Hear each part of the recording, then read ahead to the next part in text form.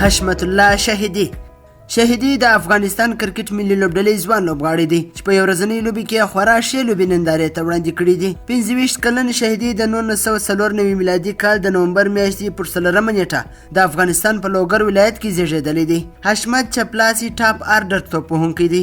هغه اوس مهال د توپوهنې په برخه کې د افغان کرکټ ملي لوبډلې کلیدي لوبغاړی دی چې په یو ورځنۍ لوبو کې د ډاډ وړ توپوهنه کوي او پر وکټ باندې د درېدلو ځانګړی مهارت لري. د دې ترڅنګ د نوموړي د کامیابۍ یو مهم راز په چپ لاس باندې توپوهنه ده، کوم چې د یوې لوبډلې د بلانس جوړولو لپاره اړینه وي چې د راسته لاس توپوهونکو ترڅنګ چپ لاسي توپوهونکي له ځان سره ولري. حشمت الله د افغانستان لپاره خپله لومړۍ لوبه د 2014 میلادي کال د اکتوبر میاشتې پر 2مه نیټه د کینیا خلاف ترسره کړه. یو کال وروسته په 2014 میلادي کال کې هغه د 19 کلونو په نړیوال جام کې د افغان لوبډلې برخه و، کومې لوبډلې چې د شهیدي د ښې کارکردګۍ په مټ د استرالیا او سریلانکا 19 کلونو لوبډلې ته ماتې هم ورکړې. د 2014 میلادي کال 19 کلونو په نړیوال جام کې د ښې کارکردګۍ وروسته د افغانستان غوراوي کمیټې هغه د زیمبابوې خلاف لوبې سفر ته هم انتخاب کړ. حشمت الله شهیدي د افغانستان لپاره په 19 ورځنۍ لوبې کې 112 منډې ترسره کړې او ایوریج یا اوسط یې 22 دی. په یو لوبه کې تر ټولو بهترینه توپوهنه او لوړې منډې ونیوې دي چې په 2018 میلادي کال آسیا جام سیالیو کې د پاکستان خلاف ترسره کړې.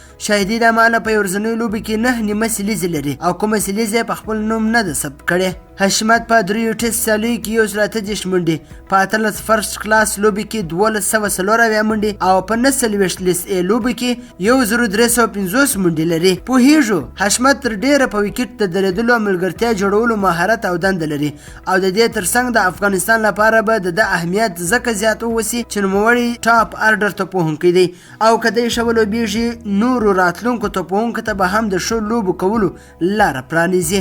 د حشمت شهیدي د خوښ وړ لوبغاړی سریلانکایي کومار سنګکارا دی چې د کرکټ نړۍ پیژندل شوی لوبغاړی او د خپل وخت مخکښ توپوهونکی و.